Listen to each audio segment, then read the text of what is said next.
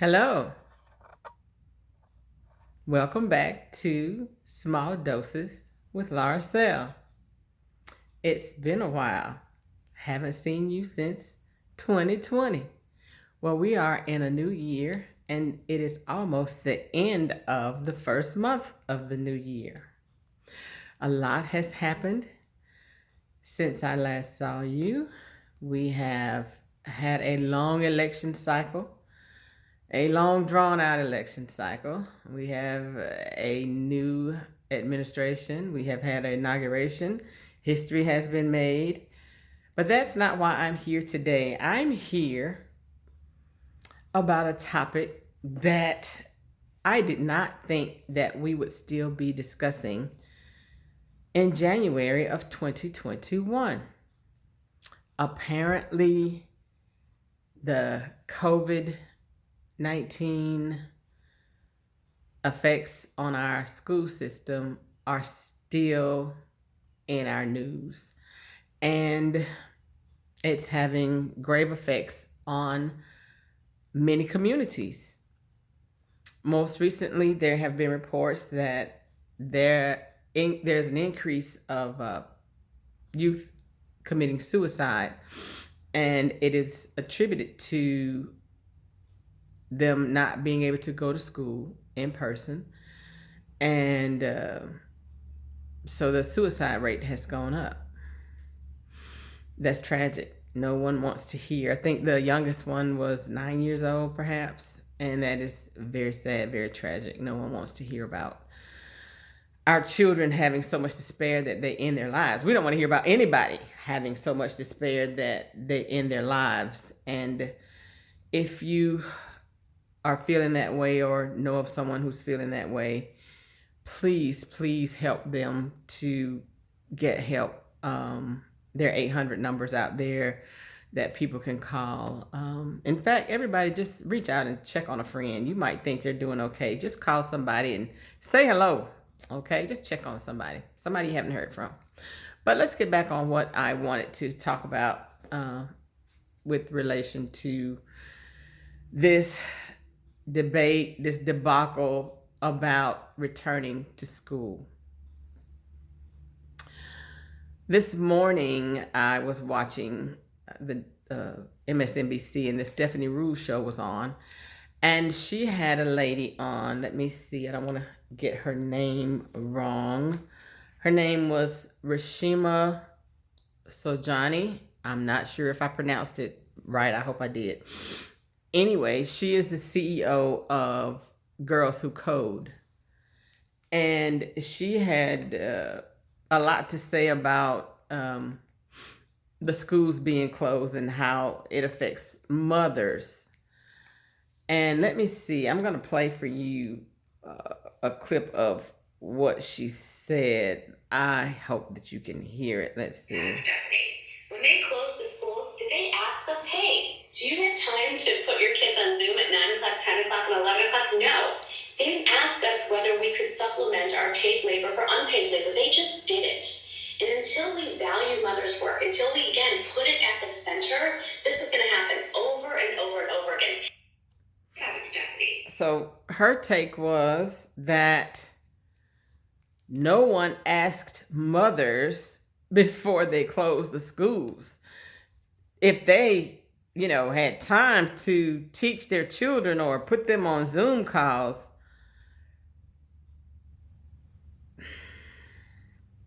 That kind of bothered me just a little teeny tiny bit, because what she didn't take into consideration is that a lot of teachers are mothers too.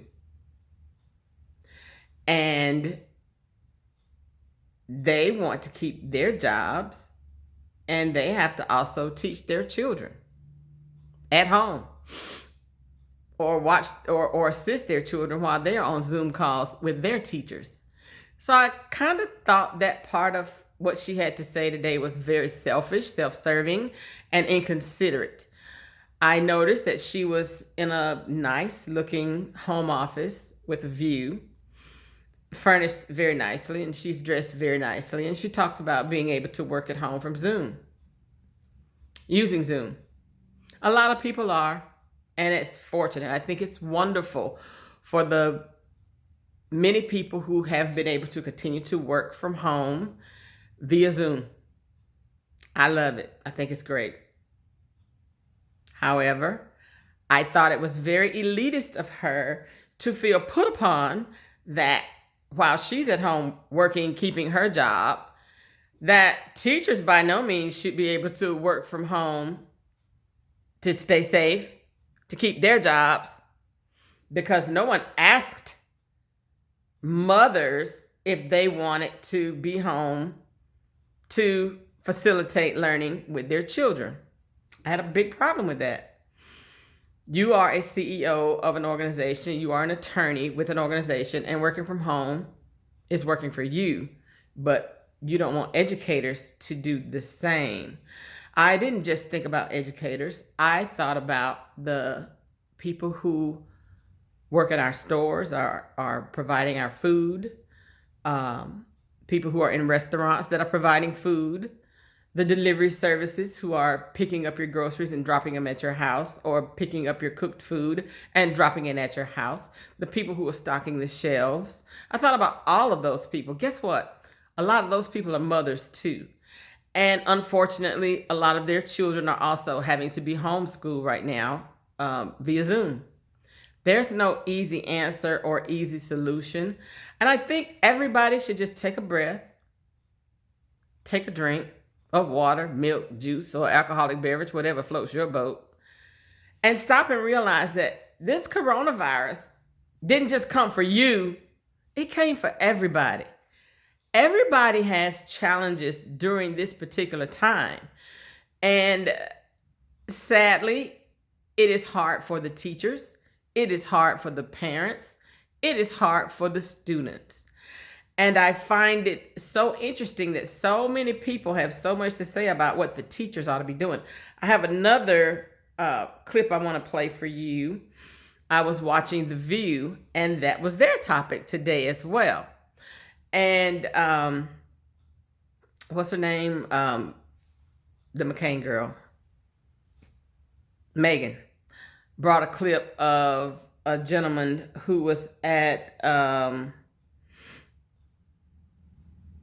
a school board meeting. Because of the decisions you're making, when the statistics do not lie, that the vast majority of the population is not at risk from this virus. The garbage workers who pick up my freaking trash risk their lives every day more than anyone in this school system.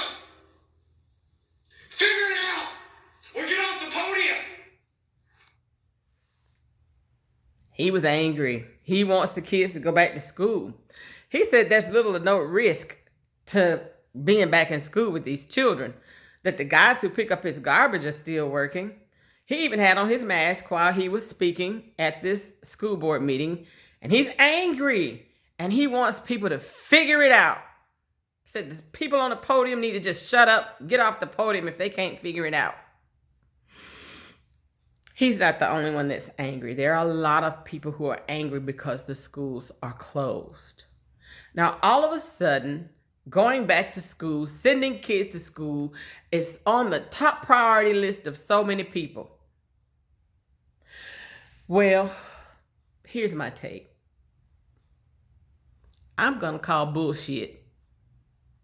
I'm going to call bullshit. Yep, I said it. Why am I calling bullshit? I've worked in the school system. My children have gone through the school system. I went through the school system.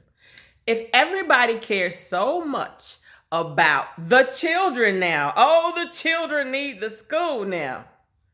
If everybody cares so much about it, when they have referendums and different things on the ballot for increasing money that go to our public schools, it's always voted down. Nobody wants to put money in the schools. Before there was a COVID, nobody wanted to increase teacher salaries. Nobody wanted to provide supplies for the schools. I want to say there was some dude here in North Carolina that even said, well, the teachers are going to buy it. What? So now all of a sudden the schools are important, the children are important, the teachers are important because you want to go to work.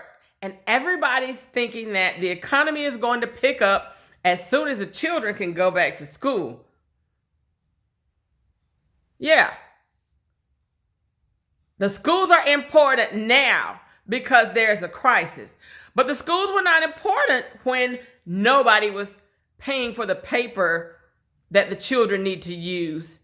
Nobody was paying for textbooks that the children needed to use. Nobody wanted to put money into the school system.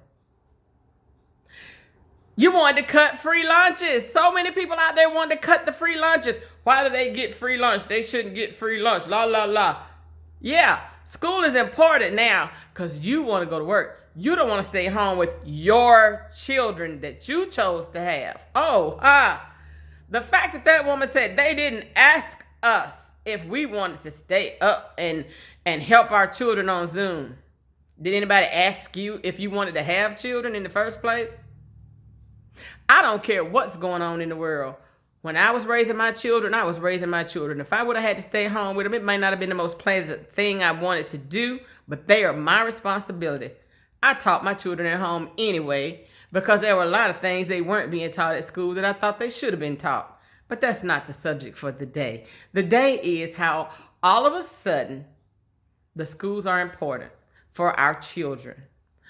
So many people out there who are whining and complaining about the schools should be open are the very same people who didn't want to put special programs in the school or in after school programs or before school programs because it was going to take your tax dollars and you thought your tax dollars should do something else. Yeah, I want people who are in North Carolina to really think about this. Our representation here in North Carolina, they stopped paying our teachers for having a master's degree. I want to say it was in 2014. If you didn't get your master's degree before 2014, you didn't get compensated for having a master's degree. Now they're doing this little funky thing where they're messing with the benefits of teachers who sign on now. But schools need to be open. Oh, we need our teachers. Oh, we don't think about the things we used to do and the things we used to say about schools and teachers or cutting their funding or not giving them the pay raises that they deserve. And not just the teachers, the support staff. There are teacher assistants who need to be paid. And in North Carolina, they're only asking for $15 an hour. They need more. They need more than $15 an hour. It is ridiculous that we don't value our teachers. We don't want to pay them. We don't want to pay the support staff. We don't want to put the supplies in the school. Oh, but y'all can find some money now when you want to get those Chromebooks, huh? How about broadband? See, all of this goes back to your politics and how you vote and how you think. So you don't want to help low-income people when there's no COVID. But now that people are having to use computers for their learning and you're starting to find out the broadband is not that wide in a lot of places. Oh, there's a whole lot of problems that we have caused ourselves. Not me and us in the collective, not me as an individual as part of the we. Because I vote for my interests. I vote for the interests of my community. I vote for the interests of people in my community. Whether they're low income, working class, or better. See, I'm not selfish with my vote. Maybe that's because my parents were teachers. My sibling is a teacher. My children are teachers. Heck, I have a master's degree in education myself. So educators are important to me, but not because of COVID. They're always important. So while y'all are out there being angry and upset because the garbage worker is still picking up your trash, well, the garbage worker doesn't have to come in contact with 20 kids in the classroom. They're either in a truck or on the outside of the truck, and it might be one or two of them, and they probably have on masks. I hope they do. Yeah. Even the people who are working in the grocery stores and the other stores that you're doing your shopping at, they're not closed up in a small room with 20 plus children who may or may not keep their mask on. And here's the other thing about this whole social distancing and staying away and being secluded and all of this. Here's the thing. I can stay in my home. Okay, you stay in your home. When I exit and I'm going to be around people, I put my mask on, whether I'm going to go to a store or whatever I'm doing. I'm going to put my mask on and I'm going to observe the 6 feet distancing. But here's the thing. I know that when I leave the store or whatever place I've gone to, I'm going to get in my car. I'm going to go to my house. I'm going to wash my hands and sanitize my things that I bring into my home. But I don't know what you're doing. You see, that's the thing. So you feel like, oh, we should all just kumbaya and all get together and open up the schools and let the kids go in. But see, no, because I don't know where your kids are going when they go home. And the reason I say this is because I see you out at different places with your children with no mask on. Kids don't have on masks. I see you when I'm out and about. And so I just can imagine you're over at your friend's house and all of you have your kids together and everybody's playing and having a great time. But guess what? When you leave there, you don't know what they're doing with their kids any more than they know what you're doing with your kids. So my point is, I can control my coming and going and I know what I'm doing, but I can't control yours. And I don't know what you're doing. So I'm not for opening up these schools. Every school system that I have heard of, and I have friends all over the country who are educators, they're going home week after week for quarantine because someone has tested positive. Teachers are dying. Support staff, people are dying. And you're in a hurry to go back to school because what? So I do realize school is probably the safest place in the world for a lot of children. My background is social work. I get this better than anybody. I know that home is not a safe place for a lot of children. I understand it. I do. But for a great preponderance of children, it is a safe place. And we'll have to figure out what to do with the children who are at risk, who are known to the system. I am sure that, or I'm hopeful that, children who are known to the system, who have questionable safety issues in their homes, I am hoping that the social services and the school counselors are aware and are doing the best they can to keep those children safe. I am also aware that the school is where many children get their food. It's unfortunate. It happens. It's real. I know here in North Carolina, some of the school systems are still taking food to the communities to provide. I can't speak for every city, state, county. I don't know. I don't live in all those places. I can only hope that there are programs in place where they are able to try to deliver food to these families as best that they can. But what I do know for sure, it is still not safe for our children to return to school en masse because we cannot guarantee what you do with your children once you leave that school. Can't do it. We see videos all the time. When the University of Alabama won that game a week or so ago, did you see that video of thousands upon thousands of people in the streets together celebrating a football game in the midst of a pandemic? Are you kidding me? And guess how many of those people probably went to be around some children? And then you want to put those children in the school. And the funny thing is, the science is becoming new and available every other day or so. We're hearing something new. There's a new strain of this virus, and it's affecting children differently. I thought it was ignorant the first time they said children were least likely to catch it or spread it. They are human beings with the same organs and things that everybody else has. And the few children that they have told stories about that have become ill, oh my gosh, it has not been a pretty thing. It's not a pretty thing for anybody. So, again, this is still a debate. It is still ongoing. There are no right answers. There are no correct answers. We don't know. I do not understand why some people value their own safety. You're working from home, but you want to send somebody else into their workplace. Reevaluate your thinking. Think about it. You get to work from home using Zoom, but your grocery worker doesn't, your food service worker doesn't, and you want to add teachers to the list of people who don't because you want your children to go back to school. I'm going to add this in. I wasn't, but I am going to add this in before I close. Everybody's banking that once the schools open up, the economy is going to improve. Again, flawed thinking. I'm not a rocket scientist, and I don't play one on TV. But what I know is this. There are a lot of people my age group and older who, because of COVID, are not going to go sit down in your restaurants. We are not going to the gym. We are not going to the movie theater and the bowling alleys because we don't want to become ill. There are people who have pre-existing conditions of all kind of ages who are not trusting to go to these places either. So unfortunately, especially for the small businesses, my heart breaks for small businesses. I've been a small business owner myself. Nobody's coming to eat the way they used to.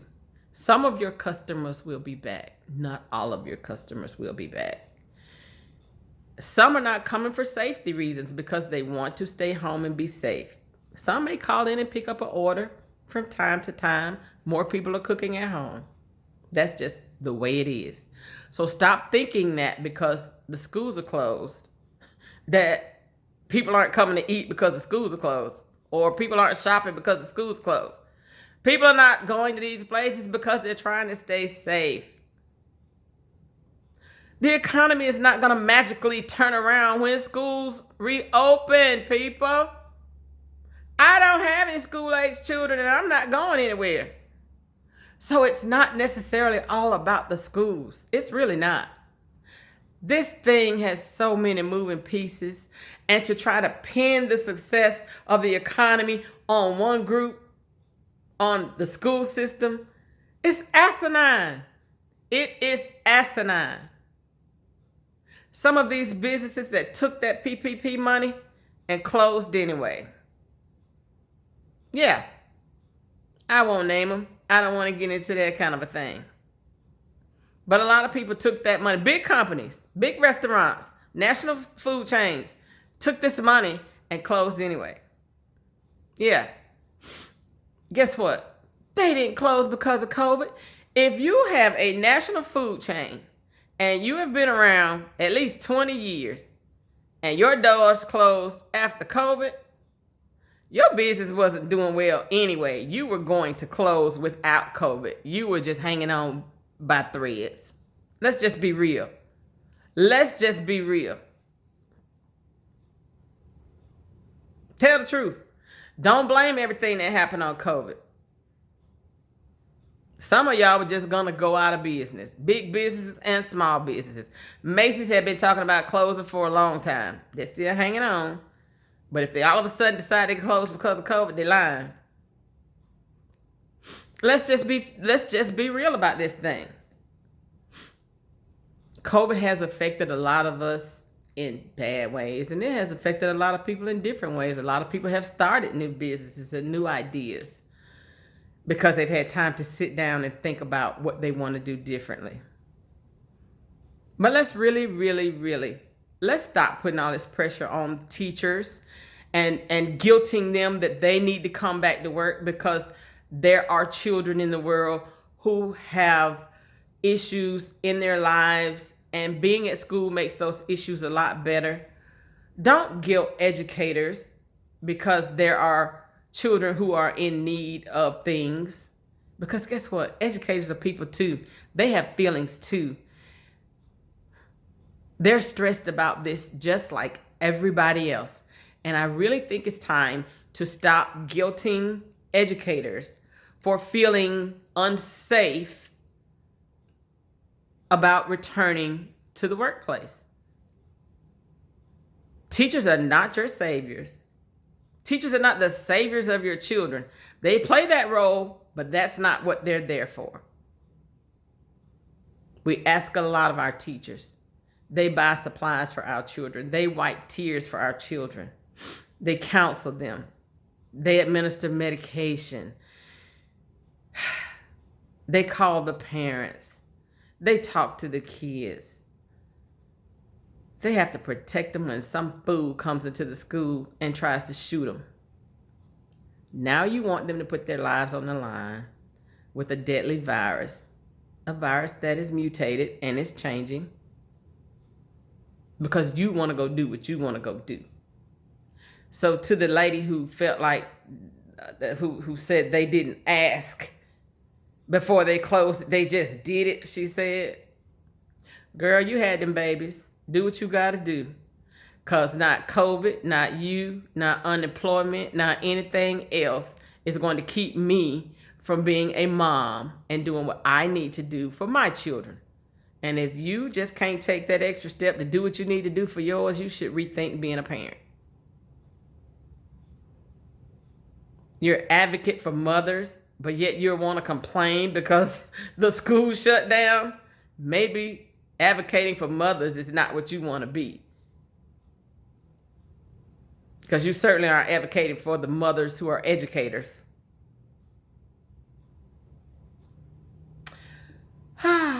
Well, we have a lot more coming in 2021. Other topics. I am tired of the COVID topic, but I did have to go here today with that. So stay tuned. Click like, click share. Check me on my podcast on Anchor, on Spotify. There's some other ones that you can check it out on too. Small Doses with Lauroselle 2021.